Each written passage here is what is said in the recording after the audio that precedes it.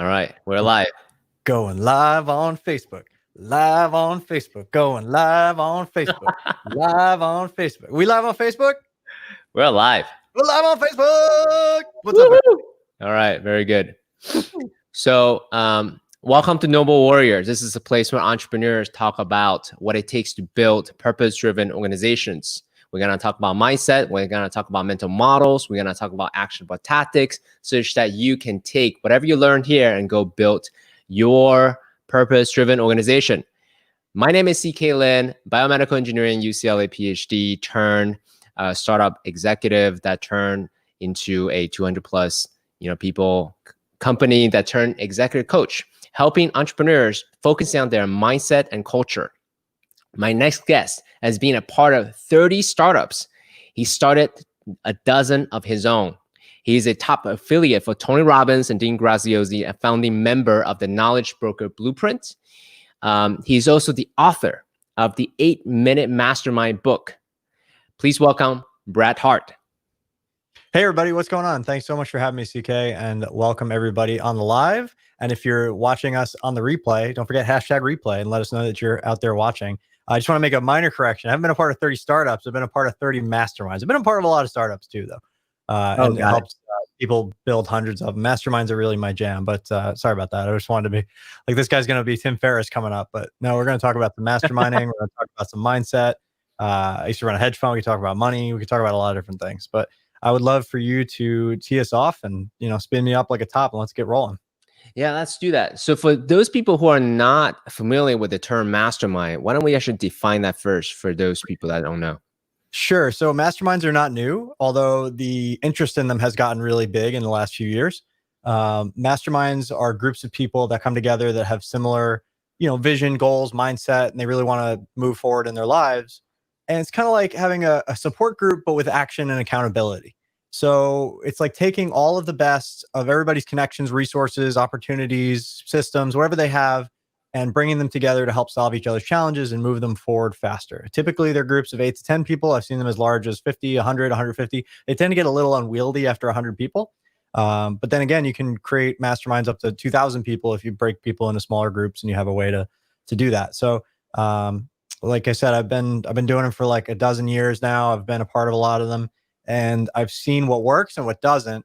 And when they work really well, it's like 1 + 1 = 11. It's just incredible insights. It saves you a lot of time, can make you a lot of money. And the right person, the right deal, the right connection at the right time can really change your entire world. So hold on those things. I'm going to ask you more specifically what those specific things are. So how did you get into masterminds in the first place? Yeah. So the backstory is, when I was a real estate agent in New York, I happened to be at lunch one day and I was going to the gym. I used to go to the gym on my lunch hour. And I'm in this place on Cooper Square. It's in New York City. I used to work on Mercer Street. So I walk over to Cooper Square and I go to the gym there, the New York Health and Racket Club. And I'm the only guy in there. And then this guy walks by me who's going to get his workout on, and he's bald. And I'm like, that kind of guy looked, familiar. I'm trying not to look at him, but I'm also trying to see if I know who he was. And it's Tim Ferriss. And at this point, he hadn't written any of his books or anything. Really, it was just the 4-hour work week. So he wasn't like the 800-pound gorilla of, media and marketing that he is today. But he was, very deferential, very cool. I'm like, dude, I read your book like 6 times. It's totally changed my life. Thank you for that. And we chatted for like 15 minutes. We're both from Long Island. And at the end, he was like, hey, man, I hope we see each other again at some point. And I'm like, yeah, really nice guy, right? Sometimes it's really great to meet your heroes. So a couple years later, he drops the 4-hour body. And he had this thing where you could go on a trip with him if you bought a certain number of books. He called it the Land Rush. It was like all these giveaways and prizes. Back when you used to be able to game the rankings on the New York Times bestseller list if you bought 1,000 books or whatever. So I bought a bunch of books. I donate most of them to charity. I took 100 copies in physical delivery, and I get to my house one day, and there's literally boxes that covered the whole front of my garage. And the FedEx guy is like pissed and like shaking his fist at me. I'm like, oh my God, because they're like 700-page books, you can knock somebody out. I'm pretty sure I still have a box of them somewhere in my house. So, I meet Tim 2 years later, I buy the books and I go to Africa with him. So I spent 10 days in Africa with Tim, and nobody else went on the trip, but I got to spend time with him and Charlie Hone, who now works at Scribe with Tucker Max, and a bunch of really great people. We did some charity work while we were over there. And and just got a sense of like who this person was. So at that time, he's, introducing me to people and interviewing me and like, hey, what do I want to do in my life? I'm like 24 at this point. And I told him, he says, you know what you should do? You should go to North Korea. My friend's running a trip there, and I think it'd be really cool if you went. I'm like, why do I want to go to North Korea? He's like, oh, I think it'd be good for you. I'm like, are you going to North Korea? He's like, nope. Like, why do I want to go? Like, who's your friend? He's like, I can't tell you. Like, this is going nowhere. I'm not going to North Korea. It's just on your whim. It turned out that his friend was Neil Strauss, and he was running a mastermind group to North Korea. And he had just gotten back. It was like the first trip, and he figured he wanted to go somewhere that nobody could go, right? Like the president can't even go there. So when they got back, I got an email from his list, because I was on his list too. And they said, yeah, we just went to North Korea on this mastermind group. Like, what the hell is a mastermind group? So I call up, and I ended up joining this group called the Society, and I was in for like 3 years. And it was the first time I'd ever been around like people who were really figuring it out, and successful 7, 8, 9-figure earners, people that had really done big things in their lives. And I was a young kid still, and it just really opened my eyes to what the world and what life could be. So we got to do a bunch of cool stuff, like learn how to pick locks and break out of handcuffs and zip ties, and like we got hooded and handcuffed and waterboarded and like learned all this Jason Bourne stunt driving stuff. It was really awesome. And it really helped me go deeper into my own personal development. So that was kind of how it started.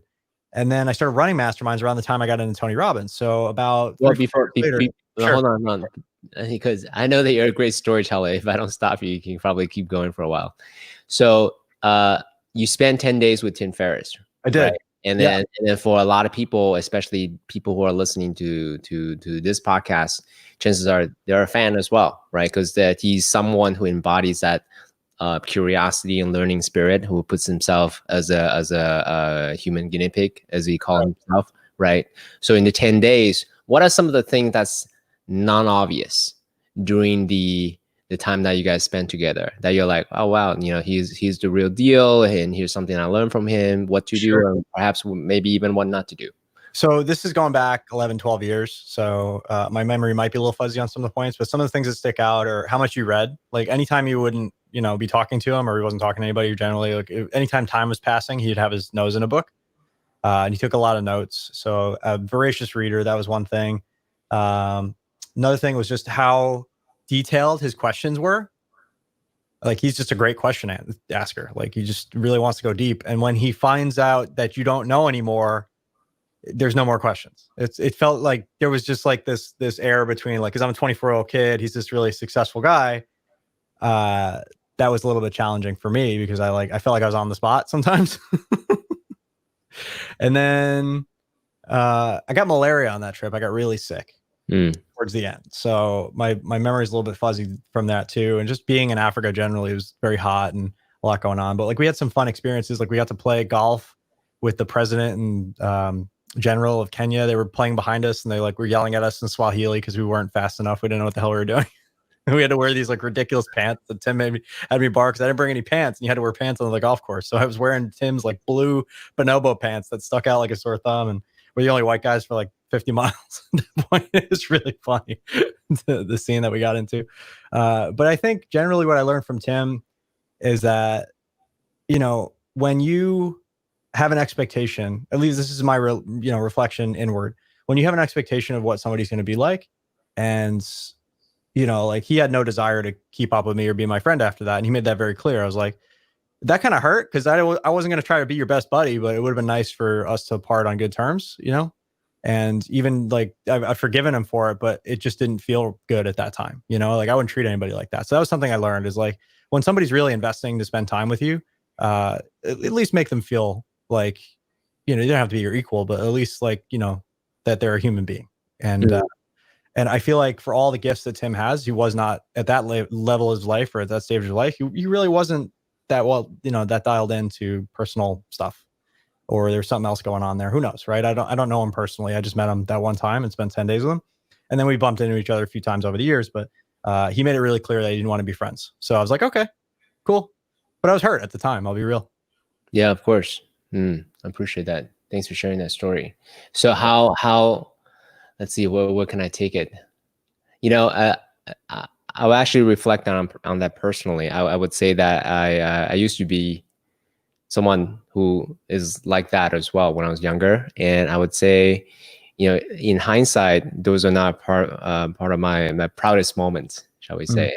And especially doing any kind of ceremonial type work or any kind of like long retreats, those are the moments that actually show up. Like, oh, okay, so now here's what's it like to receive what you said on the other side. And then for me, it was very humanizing, very humbling, and then that actually helps me get a little bit more compassionate towards myself as well as towards others.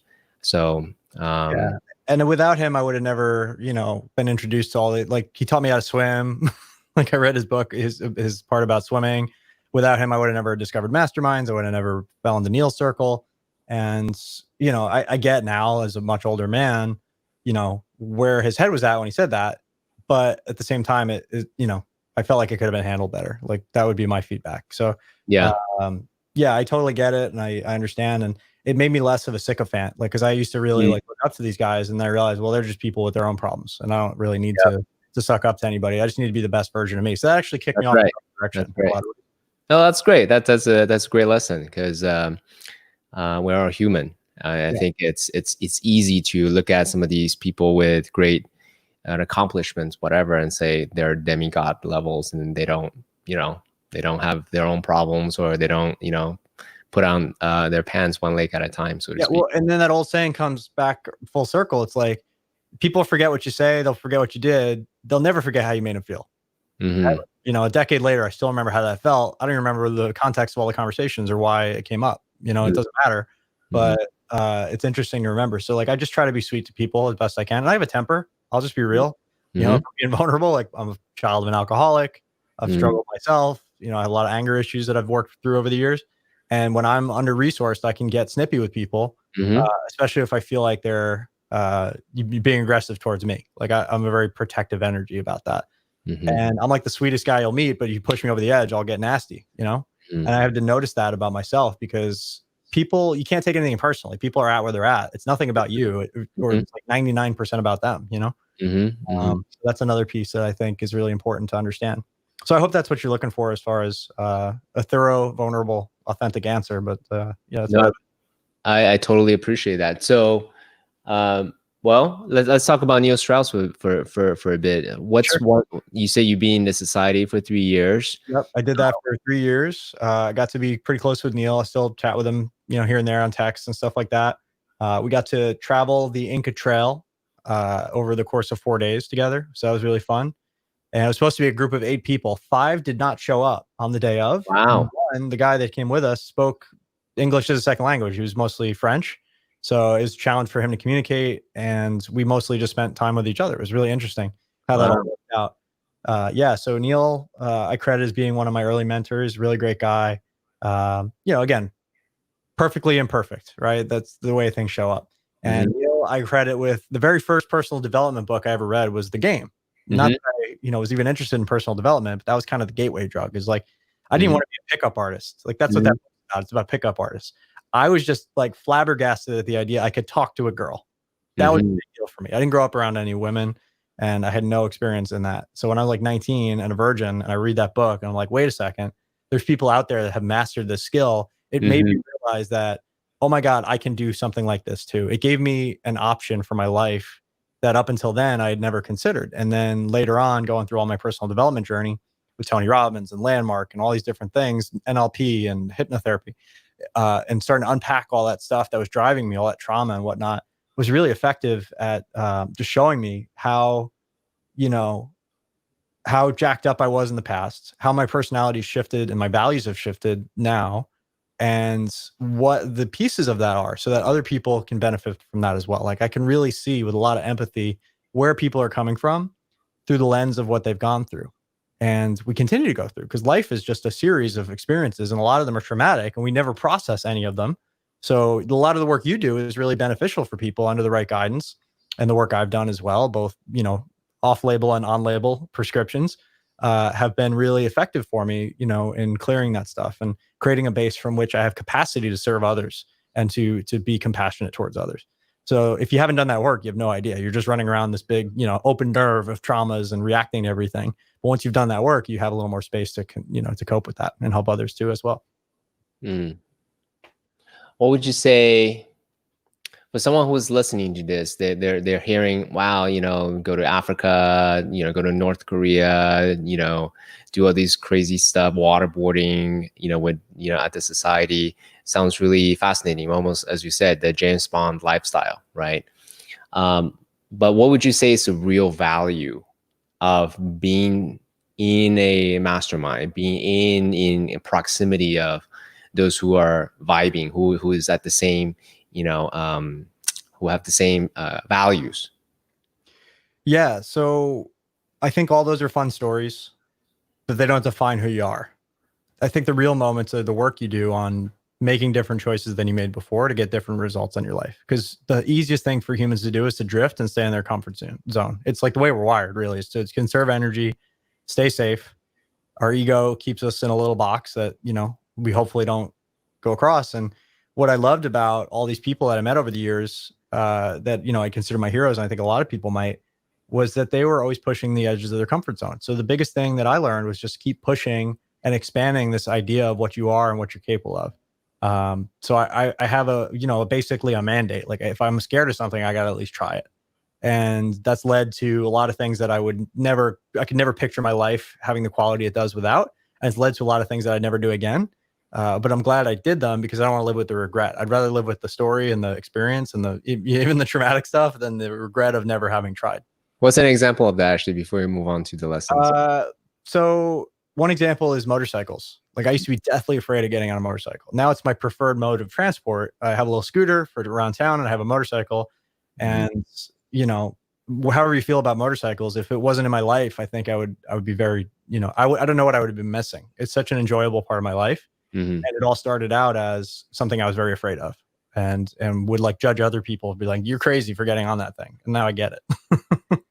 That's a good example. What's another one? Drugs. I used to be really judgy about drugs. I'm, childhood alcoholic. I never wanted to get involved in any of that. I quit drinking, with some success for a long time. Had a few back and forth things. I think I've been off it now about 3.5, 4 years, something like that. And I would never try any kind of hallucinogenics. I would never get involved with that.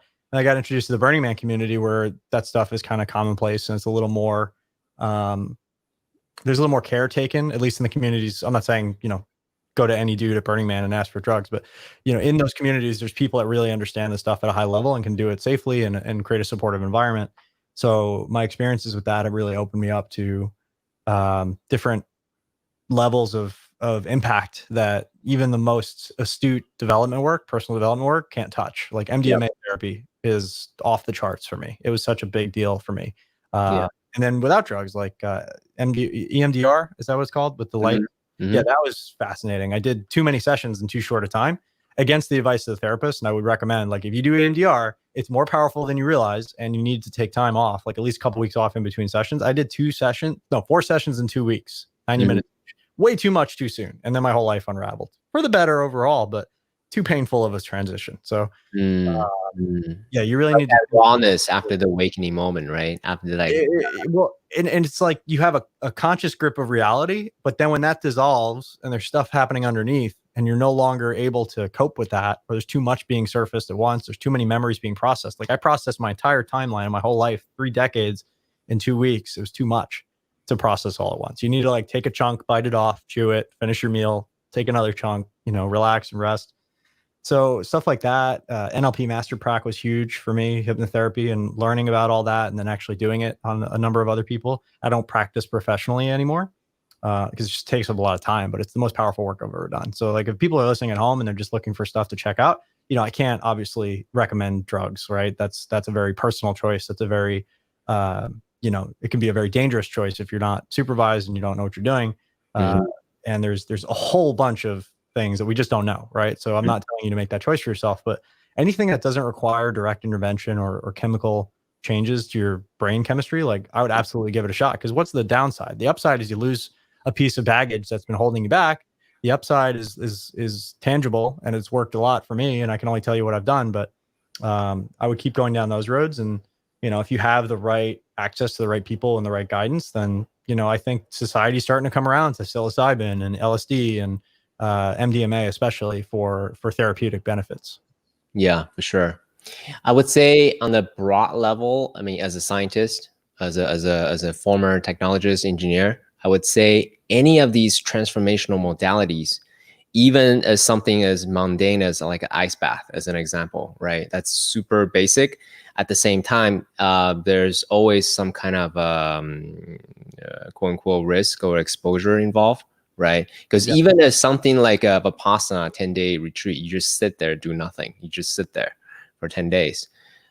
Some people have really delicate psyche, and then they come out, as you said earlier, you know, their life unravel because, you know, whatever they saw, or you know, their psyche were really, really delicate.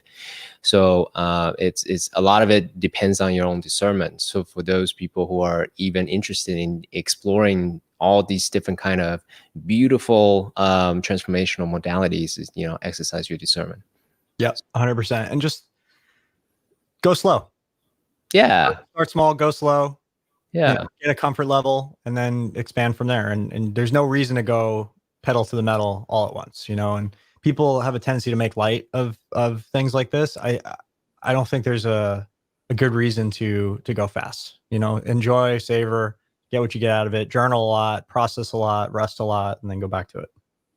At the end of the day, when it comes down to it, the way I think about it is, you know, in statistics, they call it what's the expected value, right? What is the probabilistic payoff minus what's the probabilistic cost? And in the end of that, you get net positive or net negative or net neutral. Then you can make a decision accordingly. So that's kind of how, you know, how I think about it. 100%. Yeah, beautiful. So you've done all this, you know, mastermind, you've experienced it, you know, partake in 30, which is a lot. And then when did you make a switch in saying, hey, I can do this. I can be a curator to help others, and I can actually be a curator of masterminds myself? 100%. So it happened around the time I got into Tony Robbins. Now I've been to like 15 Tony events. I've met him. I'm going to spend time in Fiji as private island resort called Namali, either late this year or early next year, depending on COVID and how everything goes. I'm a top affiliate. I've worked with him and Dean on their project, mastermind.com. And I'm not saying any of this to brag or impress, but just to impress upon you, like I understand this really well. And where it all started, even before any of that was an idea that they had, was with being at his event. I met one of his coaches, a woman named Delina Fajardo, who we were dating at the time, and we ended up starting a mastermind together. And she was really sharp on, you know, she understood Tony's process. She had been to like 40 of his events or some crazy thing. And we started this kind of brand merging. It was abundance and purpose. So she was the purpose coach, helped find people's purpose. And I was the make more marbles guy, the abundance guy, right? So abundant purpose mastermind. We started it out very cheap, way too cheap, you know, like $50 a month or something, and ran it for a year. And it went pretty well, you know, and we started raising our price over the time. We actually 10x'd our pricing over time and just kept rolling with that. We wrote a book as a mastermind together, which was really interesting and fun. And I just realized, like, okay, there's not that much to this. I can do this. I love this model. It's consistent. It's monthly. The people that are showing up are really great. And I just realized, like, I could create masterminds to learn things too. For example, I really wanted to learn about Amazon. I met a guy at a conference named Michael Quinn who was really crushing on Amazon. He was doing like $100,000 a month, maybe 4 or 5 years ago. And he had been at it for a while. And I asked him, man, like, can you teach me how you're doing this? Because you're making, you know, 7 figures working 5-10 hours a week. I'm like, this is great. He's like, yeah, it's like 30 grand to coach me. I'm like, okay, yeah, I could spend 30 grand, but what if, you know, I asked him a question. It's like, you know, what if you taught this to a bunch of people and brought the cost down for each person and brought the impact up for everybody? Everybody takes better notes, asks better questions. We all go as a group. Maybe we all go to like China and Hong Kong, go to the product fairs, learn how to source products. You could teach us as more of an experience and have a lot of fun doing it, like a mastermind. And he said, yeah, okay, I'd be into that. And he had a, you know, pretty good following of people that, you know, couldn't afford to coach for them, but would be very interested in learning from them. So I took on all the work of like enrolling these people and putting them into this group.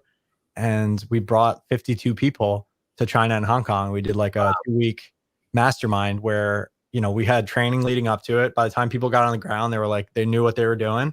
And then he would like answer their questions and show them how it was done. And we had a really great trip. And I got my trip paid for. I made some money. He made some money. Ended up spending all on a boat party, which was really fun. But more importantly, I connected with a lot of people who wanted to do this also.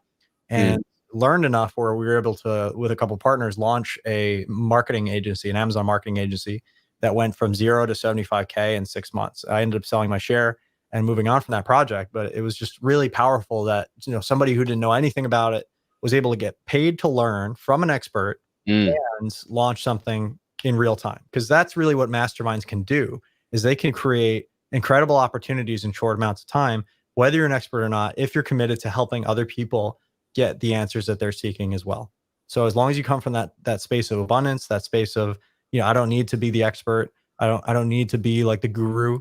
As long as you come from a place of like, I just want people, I want to solve people's problems, and I want to learn, and I want to grow, and I want to earn, and all these things, like, you can make it all happen. So that's, kind of the premise of my book is the 8-minute mastermind. And that refers to the length of the hot seat, which is how to travel anywhere for free, add $100,000 to your business in 5-10 hours a month, and solve any problem that your business can come up with. Because it's really important that people, understand they have this incredible opportunity to learn if they're just willing to think outside the box a little bit. And if you don't mind, I can share, we have like a free plus shipping offer if you guys want to check it out. Yeah. It's at 8minutemastermind.com. There's also 3 free bonuses when you go to check it out. Even if you don't grab the book, we have 101 questions for mastermind facilitators. So that's a cool little download. We have a mastermind cheat sheet. And then we also have 50 recordings of me doing hot seats. It's called the 8-minute mastermind. So they're about 8 to 10 minutes long. And you can learn, like, okay, this is what a mastermind really is. This is about how to get clarity and solve problems in the shortest possible time and move people through the various stages of that. And you can hear me do it. So if you want to check that out, it's 8minutemastermind.com. That's my latest book. I'm also working on one on money. I used to run a hedge fund that was fairly successful. And we have another one on marketing coming out next year. Yeah, no, that's really good. So I actually talked to a lot of people, and they're, because people who are like-minded, they gather, right? So they're like me, they're curious, they want to support others. They love the process of self-discovery and self-exploration.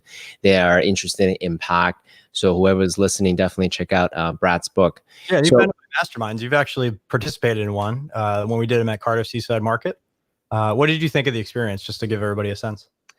Oh, I thought it was really great. It was very mutually empowering. It was everyone was very eager to contribute, to help. And actually, for me, the value of mastermind is not necessarily I'm gonna get a magic bullet from Brad or for whoever. That's not the intention. For me, it's the diversity of perspective, such that I can actually explore what I don't know that I don't know. Now, a lot of times, since I read so much, I learn so much, and I do these type of interviews all the time, so it's very rare that I hear something I don't know that I never heard before. However, because the way it's delivered, because the person who's the messenger who's delivering, on top of their stories or whatever, I may hear the same thing in a different way. And that actually deepens my own understanding of something that allows me to see certain blind spots. So I'm a fan of Mastermind for sure. Awesome. Yeah, it's a huge tool. I didn't mean to get off topic. I just wanted to get a sense of what you thought, because we met that one time, we hung out, and then we haven't, because of COVID, unfortunately, been able to hang out since. But I'm grateful that you got to experience it before we had to go virtual. Totally. Now, so there's a lot of different directions that I can go, but I would say for someone who wants this type of engagements, right, rather than just reading your book, joining your masterminds, etc., one question that may show up may be, I'm kind of an introvert. I don't know if I want to be a part of this, or I'm kind of an introvert. I don't know if I want it, but I don't know necessarily I have what it takes to start one. What would you say to that person? Yeah, I actually have a lot of clients who are introverts, and that's a great question. I mean, you have to honor your energy. You have to honor how you relate to the world. I'm getting more introverted as I get older. So, I've been a natural introvert most of my life, or extrovert most of my life, and I'm getting more introverted as time goes on. And my girlfriend's an introvert, so I understand like the real difficulty that comes through. So I'll just share a quick story. We were out on our scooter. We went to the farmer's market the other night, or Sunday rather, and I went to just drop something off at my friend's right after. And then, like, we're in the driveway, I'm chatting, she's waiting out by the scooter. I'm like, just come in, come say hi. And it's like no big deal to me. And she's like, I need like time to like get into extrovert mode. I'm like, really? Like, you can't just say hi to somebody and then we leave? And like, for me, it feels like no big deal. For her, it's like, it's work to energy. Yeah, it takes real energy. So she just needs to be prepared. And she actually was able to explain to me what it's like. So I get it to some extent.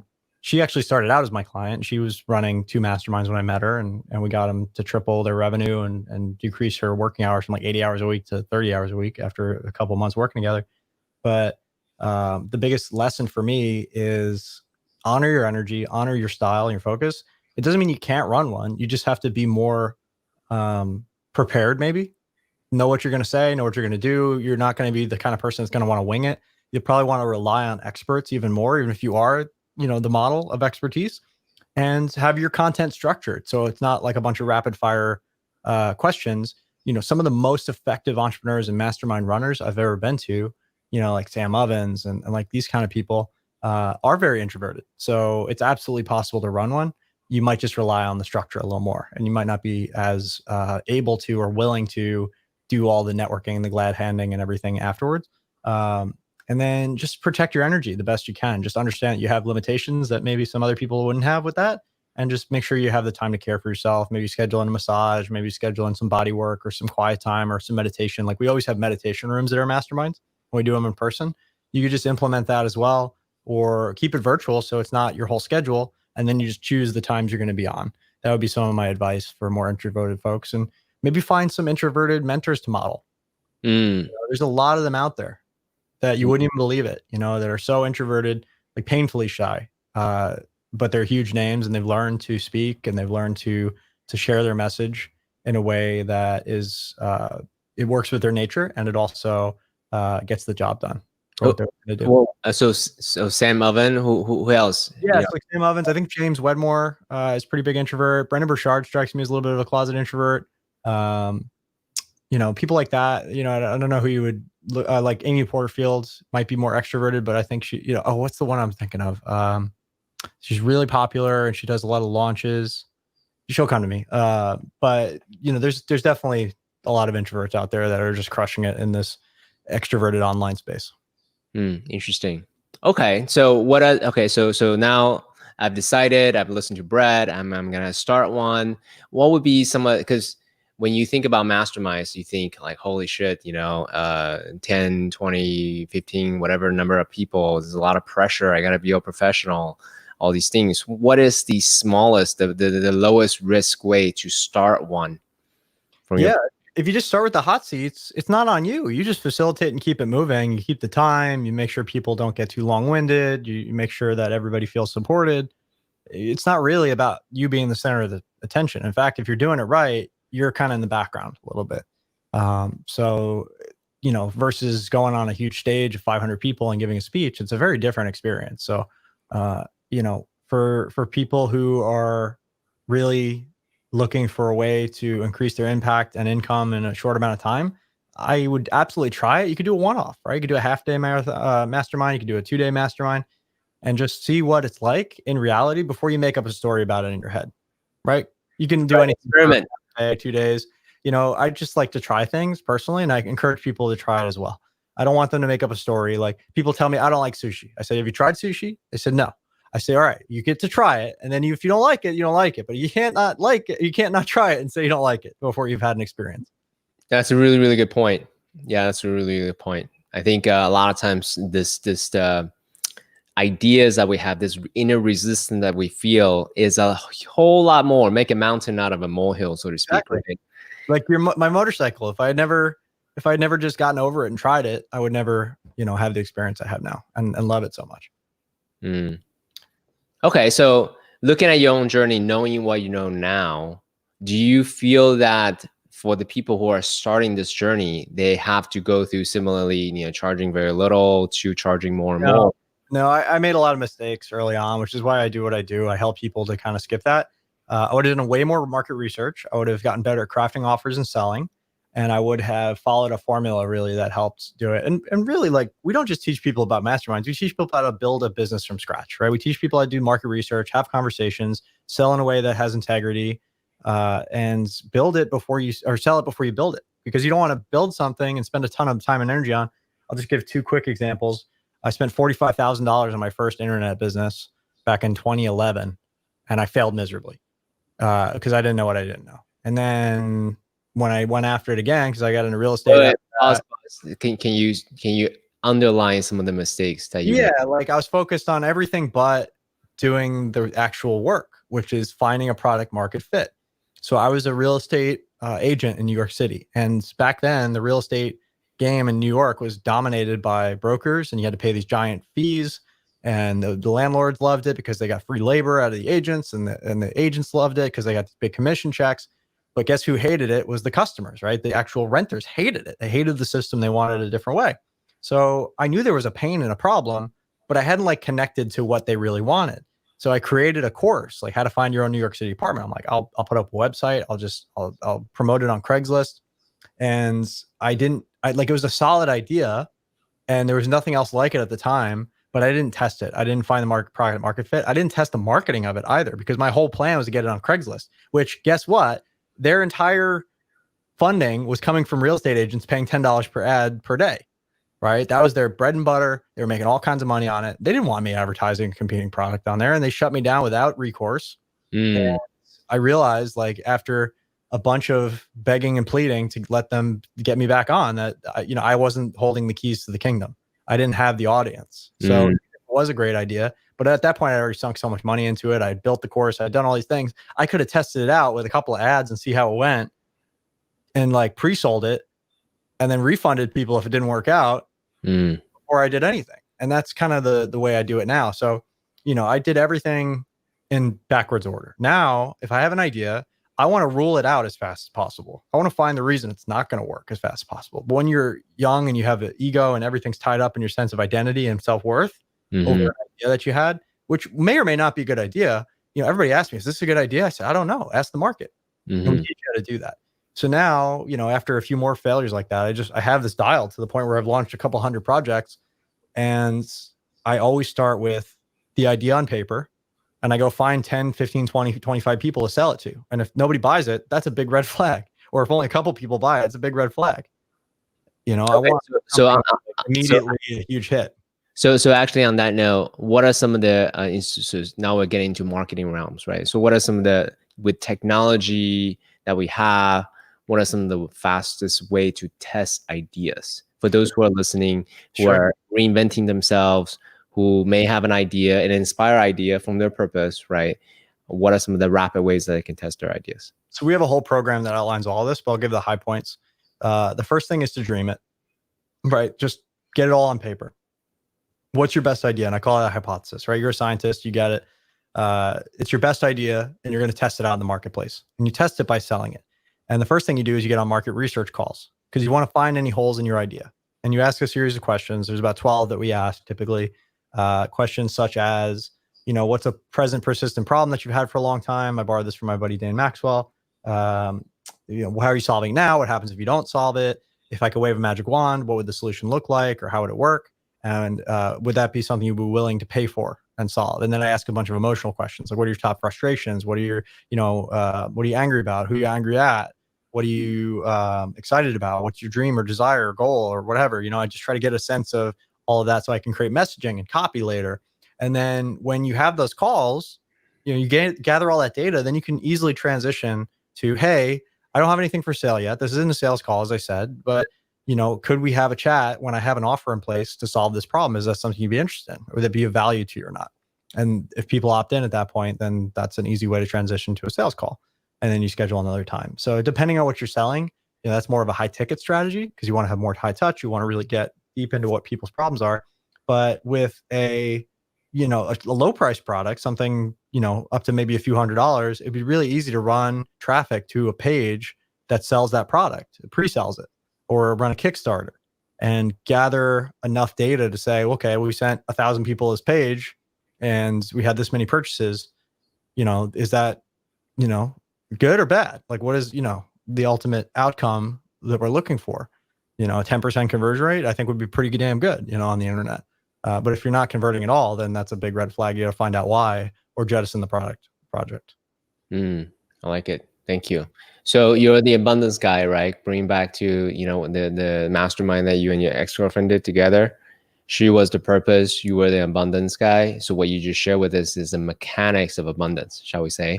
Yeah. And getting to that answer as quickly as possible is everything, because you don't want to lose momentum. That's the worst thing you can do as an entrepreneur, is lose momentum, because then you get into like a cycle of being down on yourself. Like, oh, I can't make anything work. No, you just haven't found the thing yet. When you find the thing, it works. That's the key. But don't give up. So now let's go on the purpose side, the internal mentality side of things. I would often speak to overachievers, and they want to build this big thing, right? They're looking at their mentors and then say, I want to do that thing, or I want to do that thing that I used to do, $1 billion industry or whatever, right? They're the past success. And if I don't do that, I'm a failure. It's a 1 or 0 type of mentality. Mm-hmm. And I always encourage them to actually break it down. When you get to a atomic unit of fulfillment, like find the thing that you enjoy, however small it may be, you can always do incrementally versus setting this huge thing. If I don't achieve this huge thing, then you have, a failure. So what would you say to someone on the psychology side of things? Hey, I just wanted to go big or go home. I don't want to do these type of little incremental tests as a way to, find my groove. I think Bill Gates said it best. Multiplying inefficiencies just creates more inefficiency. It just increases inefficiency exponentially. So getting it right, nailing it before you scale it is paramount. Sure, you could go throw a bunch of capital at it if you have it. You could throw a bunch of time at it if you have it. But we generally have limited resources as humans. We have limited time, energy, attention, and money. You have to decide how you're going to utilize and deploy those resources and that capital. And once you spent it, especially the time part, it's gone forever. And if you keep spending money poorly, you're going to be out of money. And people aren't going to write you checks anymore to try out your new venture. So part of the trick of entrepreneurship is to get that product market fit as quickly as possible. I think that's like more than half the work, in my opinion, is just getting the right product market fit. Because you can scale a company easily that has the right product market fit. But if you don't, then a lot of things you're going to do are going to struggle. Getting the offer rate is just paramount. Yeah. So there's product market fit, but there's also founder market product fit, right? Yeah. This could be a great idea, but are you the right person to bring it to the world? Right. So let's talk about that for a moment. For you, let's talk about more on the purpose side, the core value side of things. So for you, you had mentioned, hey, I did this thing, many things with Tony Robbins. Now I have an opportunity to do it with my ex-girlfriend to actually start something, right? That was serendipity. That was opportunistic, but something within you clicked and said, I'm going to do this. I'm going to continue to do this. Can you walk us through some of the processes that you have for you personally or for your clients, perhaps, to actually help them find that founder market fit? Yeah. So in addition to the calls that I talked about, I mean, there's research you can do. It's kind of, I like to be in it with people and really ask them the questions because I get better answers than if I Google it, right? Because there's so much noise out there. It's just the world is full of noise. I want to talk to real people dealing with this every day. So that's what I encourage people to do as well. And that can be uncomfortable for some people, I understand, but you're going to get to the heart of the thing really quickly if you talk to 10 people who have that problem. So that's thing one. With regard to, why am I the guy for masterminds? I think it was the question.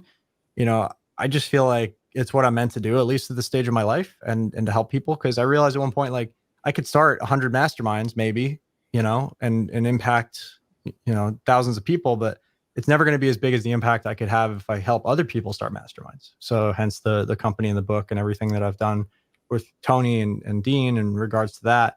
It's such a powerful framework that I want more people to use. And they use it in ways that I would have never imagined. Like, I have a guy with a mastermind for cops. This lady has a mastermind for horse owners. There's all these wonderful things, these niches that I would never, ever impact in my lifetime, 10 lifetimes, but now they're impacting as well.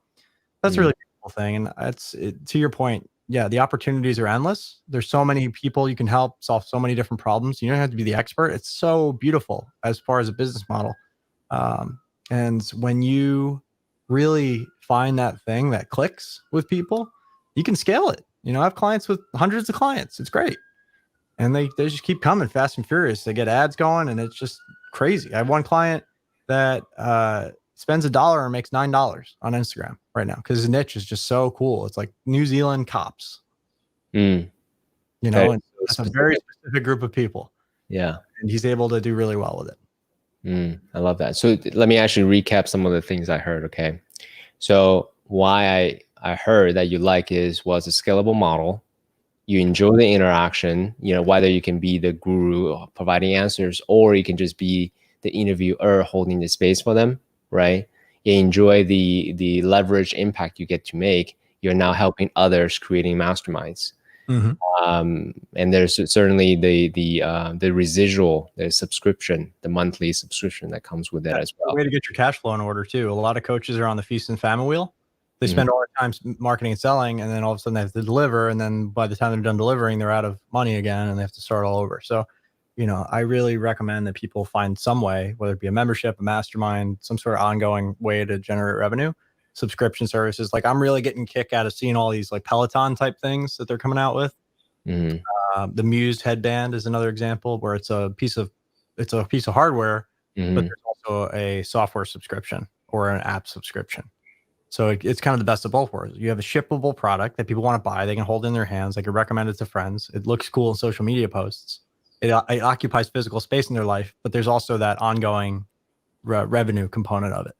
I think that's important. So that's kind of what I think I'm going to work on next. I would love to work on a tech product with some sort of recurring model subscription that solves a big problem that people have. Like when I got the Oura Ring, which is this little device here, if you're not familiar with it, it tracks your sleep and respiration, a bunch of other things. It helped me dial in my sleep because now all of a sudden I had data which I could act on, and I could see a cause and effect relationship between the things I was doing during the day and the sleep I was getting at night. And then I decided, okay, well, I want to meditate, but I suck at it. So Alex Sharfin showed me this Muse thing, and I went and got that, and it was the same deal. And it helped me get to the point where I'm meditating 30 minutes a day now. And I never thought I would get there. I just thought meditation wasn't for me. So I'd like to find and solve a problem like that. So I've been kind of keeping my feelers out for stuff like that. I'd love some ideas actually, if you wanted to brainstorm. Like, what's a thing that everybody knows they should do and everybody sucks at? And it would be hugely beneficial if they could just get it done. If they had some sort of feedback and data to track it, would be a game changer for them.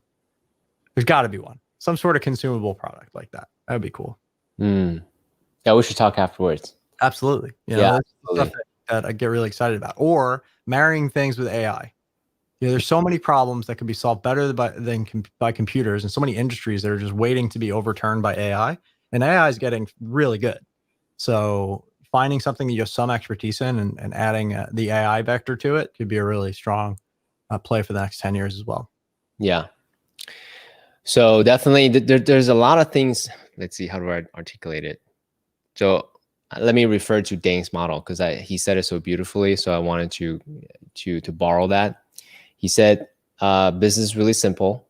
You can simplify into 3 components. A customer, a end result they want, and also the mechanisms, how to fulfill that bridge, or to bridge where they are and where they want to be, right? Most entrepreneurs focus on the mechanism part. They fall in love with their widget versus falling in love with the customers, and as well as helping them get to their end state. Get really clear about those things.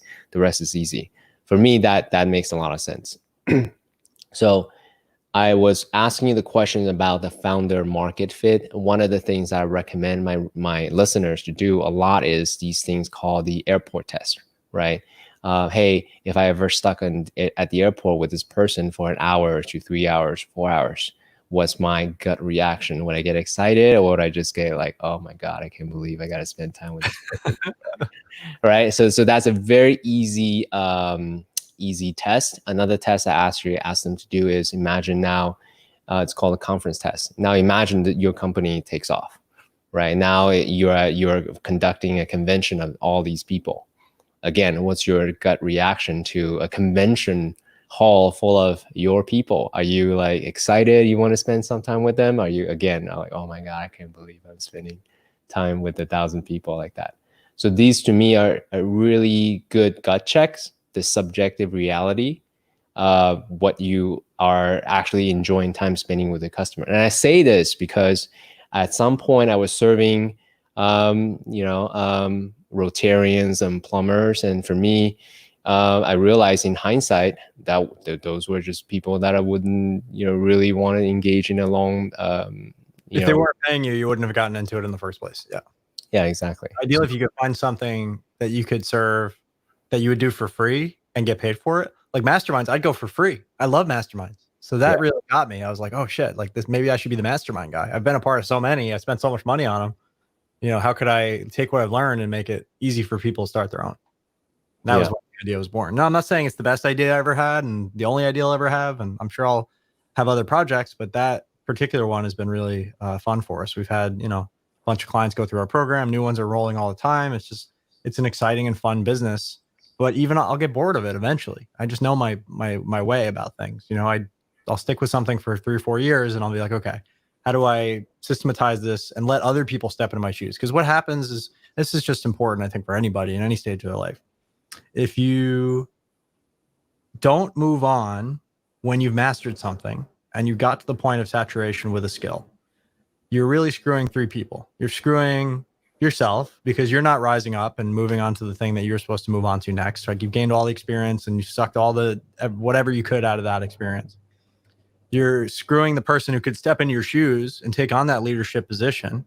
So in my example, like, you know, my former clients, for example, I want to teach people and they're like chomping at the bit, like, get me involved, I want to help.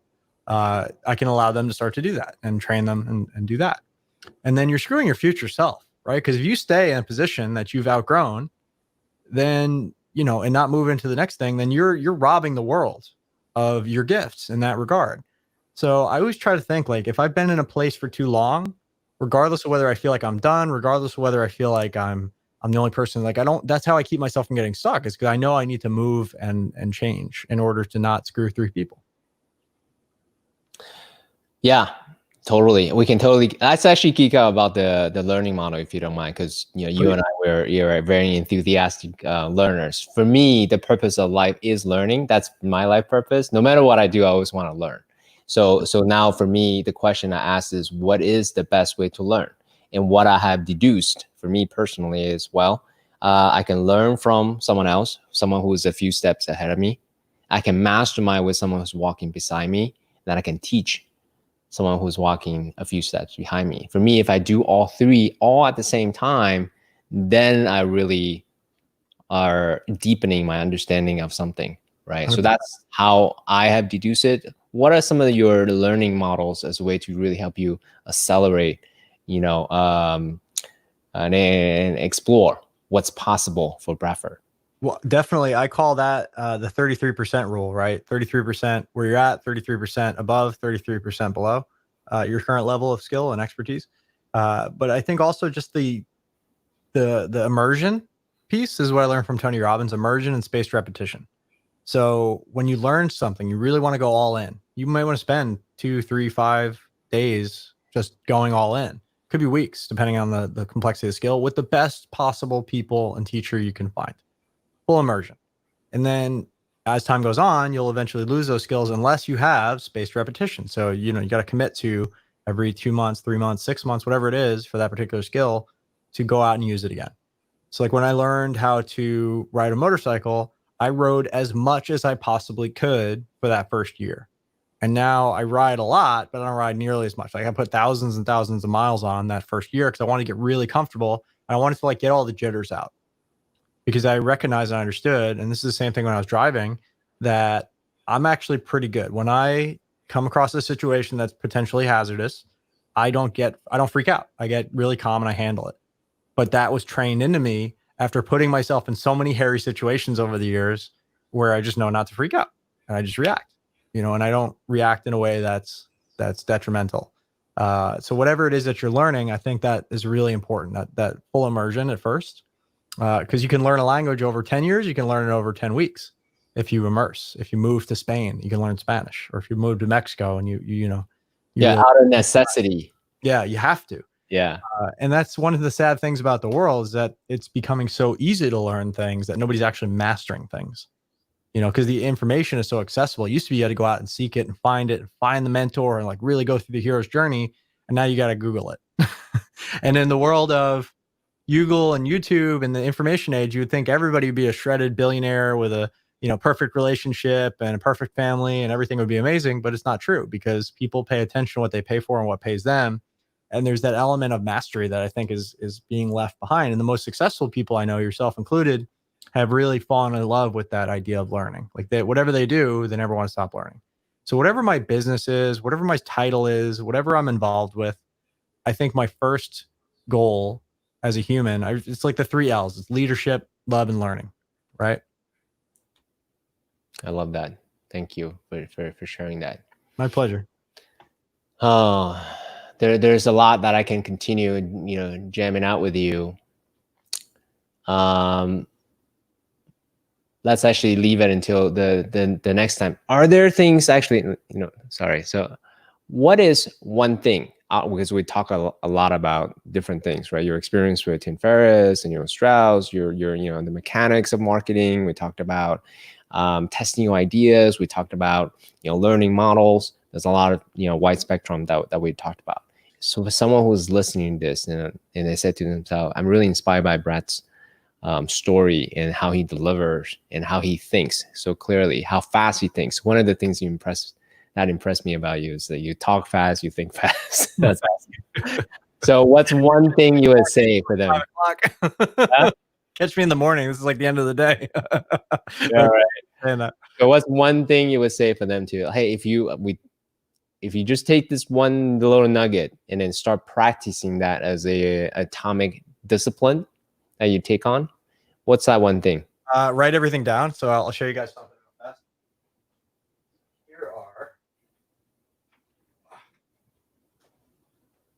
I have a very specific notebook that I buy.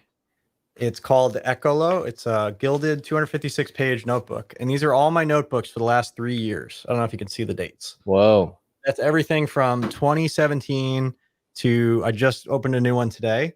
And I write everything down. This is every interview, every meeting, every sales call, everything with the dates. And I make sure that I write it down because I ingrain it in my brain that way. I'm a visual person. If you tell it to me and I don't write it down, I'll forget it. I'll even do this with I have a little moleskin that I walk around with when I'm at meetings and stuff. And I'll just make sure that I've written everybody's name down because otherwise I'll forget because it's not on their freaking forehead. I'll tell you that much. And if you told it to me and I forget, I apologize, but I do my very best to work in the medium that I'm understanding. So like visual, auditory, kinesthetic, you got to learn your learning style and then play to your strengths. For me, it's all visual. I got to write everything down. So these notes are everything for me. And then when I go through a book, I'll take a few minutes and I'll just flip through it and I'll mark any pages where there's something that might be valuable in the future. And I'll put like a little, note or clip it or write it down again, just to remind myself of it, review it. I'll put a paper clip or fold the page, whatever it is, just whatever your system is that works. And I write notes everywhere. I write notes online, offline. The physical writing act has been so valuable for me. And I have a 5-minute journal as well. So I do 5 minutes in the morning, 5 minutes at night. And I switch it up too. I don't keep my morning routine the same. So there's like that, there's meditation, there's exercise, there's all these different pieces, incantations, running. There's all these things I do just to put myself in the right frame of mind so that I can learn my best. I can be my best and I can do my best for myself. And that's a little bit of a quiz. You have to figure out for yourself what your best way to do it is, but I can give you a few ideas. Yeah, I love that. Well, let's talk about that for just a moment, if you don't mind. It's because you're talking to someone who's a geek about workflow as well. I'll wait until you come back. I'm still here. Yeah. So workflow. I realize that for me, I take notes constantly, but that's my attempt to capture a stream of consciousness effectively. How do I package up my stream of consciousness? I wrote down for this note, I wrote down the airport test and the conference test. So I'm always right. Hey, I'm awesome. That's awesome. That's very flattering. Thank you. What I realized though is I rarely revisit the notes that I made. So it's valuable, the fact of writing it down, but the actual physical artifact of it was actually not very useful, right? And then I came across this interesting idea called intermediary packets. So Google it if you want. And in it, they were saying how in computer science, they write these subroutines as a way to, you don't need to continue to write code from scratch. You can just reuse these subroutines as a way to accelerate the creative process doing computer programming, right? So similarly, what if you have ideas that you can pull out that's already developed in its own subroutine form called intermediary packets, then you can very quickly build holistic ideas, right? Or mental models. Yeah. right? So exactly. So that's one form of intermediary packet. So there's this guy. He wrote a beautiful book called How to Take Smart Notes. I believe that's what it's called. And they were essentially making a documentary of this guy's method of workflow. He, in his lifetime, he was not a learned man. And then in his lifetime, he became a sociology professor. He wrote 60 academic books. He wrote 600 academic papers. Oh my God. It's insane how prolific this guy was. I don't want to read 600 academic papers, let alone write them. Yeah, right. And then but here's the thing: he didn't just write those books in one topic. He wrote about society, relationships, on money, just a wide variety of topics. Point being, this method, note taking, is such a beautiful skill to have in a way to package your consciousness into something that someone else can use. So anyways, not to, as you can imagine, I'm very passionate about. Oh, absolutely. Well, and this is how ideas are genesis. This is the genesis and origin of all ideas. It's like, how do we make the experience of taking notes even better? So like Evernote got a piece of it right, and Google Drive got a piece of it right. Collaborative documents. And then when you go to what's that app? Scannable. They have that app that Evernote bought called Scannable. You can scan your notes. That's really helpful. And then you can search your own text. That was really cool. Yeah. I've geeked out on all these Rocket notebooks. The one where it's like the special ink that you put in you upload it to the cloud, and then you microwave the book itself, and it deletes all the ink, and you start over. Like I was geeking out on that for a while, and then eventually I settled on my tried and true favorite, which is, my little physical books. They fit in my notebook. They fit wherever I want to go, and I geek out on that. And then my other system is, I'll just give a little extra value here. My index cards. So I got this from Tim. Write your priorities on an index card, no more than 3 to 5 every day, and rip it up at the end of the day. And then if it's longer term than that, and it's a project or something I got to look at later, I have Post-it notes, and I have a system for my Post-it notes. These are industrial grade, extreme sticky Post-it notes. They work on freaking brick and drywall and anywhere you want to put them, and they unstick and restick. So I use them as. What are the names for those Post-its? So these are called extreme Post-it notes. They're made by Extreme. Got it. Great. They're just really high quality material. And what I do is I have 3 different codes for myself, right? So if it's green, it means I'm doing it myself and nobody's going to help me. If it's yellow, it means I'm collaborating with somebody, but I'm still involved. And then if it's orange, it means I'm delegating it completely. So I might have a meeting about it, but it's off my plate completely. So, and then I know based on how many green, yellow, or orange Post-it notes, I can give myself a quick grade visually on like how much am I delegating versus how much am I actually taking on myself, and adjust accordingly. Because that's another thing I learned from Nathan Hirsch. He's a big VA guy. He built a huge 8-figure company off the back of VAs, no paid advertising, and sold it. And he says he will never do anything for more than 90 days before he outsources it. That's his time limit. He's got to figure out a way to outsource it in 90 days or less. I love that. I'd love to interview that guy, because that sounds. Nathan's great. Awesome. Remind me, I'll introduce you. He's awesome. Yeah, very good, man. Check out this tool. You love tools. So for the listeners, this is a tool that I geek about these days called Roam Research. Roam, ROAM Research. Okay. And then let me tell you why I love it right now. Part of the issue, I try a number of different ways to capture my consciousness, right? All kinds of different experiments. I even built my own website as a way to try to track my ideas very freely. The problem is bidirectional linking. So whenever I take notes, that's that. It's a holistic thing. If I want to take on another project, another idea, I need to start from scratch again, right? What Roam did to me was really revolutionary, actually. It's so simple, but so revolutionary is you can link documents to documents very, very easily, very effortlessly. And they also allow you to see the graphical, imagine there's a network in front of you, a neural net in front of you. You can see the intersections of all your ideas. And you can see that you can link that, you can find those things yourself. You can also see it. They will also suggest the linkage that it has for you. And if you think about the nature of creativity is in the intersection of ideas, that to me is a beautiful feature. So that's what. Like a mind map on steroids. Totally. Yeah, I want to check that out. Rome Research. Yeah. You reminded me of another one that I've used with some success called Workflowy. Yeah. That's a good one too. Yeah. So Rome Research has a workflowy interface. Oh, cool. So it's very easy to use. Anyways, check it out. You'll love it. I don't want to overload people with stuff. I just give you 2 examples and options that I use that are very effective, because it's not about doing more stuff. It's about doing the right stuff at the right time consistently.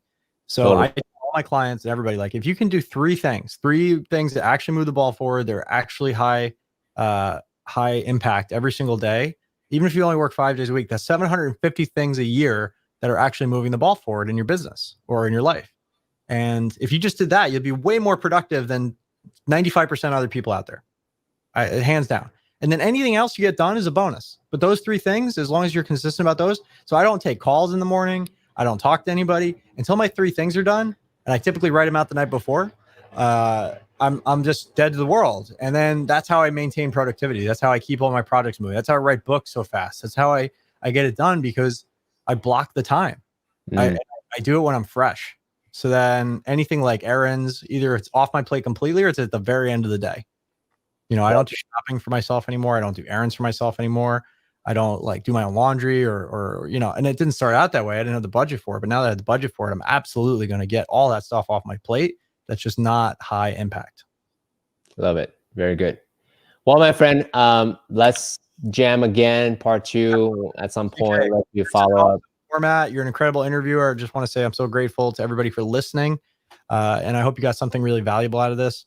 I would be really grateful if you check out my book. It's at 8minutemastermind.com. There's also free bonuses. If you don't want to pay for anything, you're more than welcome to just grab those. There's 101 questions for mastermind facilitators, 50 recordings, and a mastermind cheat sheet for you. And we'd love to have you in our community and keep in touch and let us know how we can be a support to you. Whether you're building a mastermind, whether you're looking for better ways to invest your money, or you're looking for better ways to market yourself and get your mindset in order. All the M's that make more marbles. We want to master. Love it. All right, my friends. Take care. Cheers.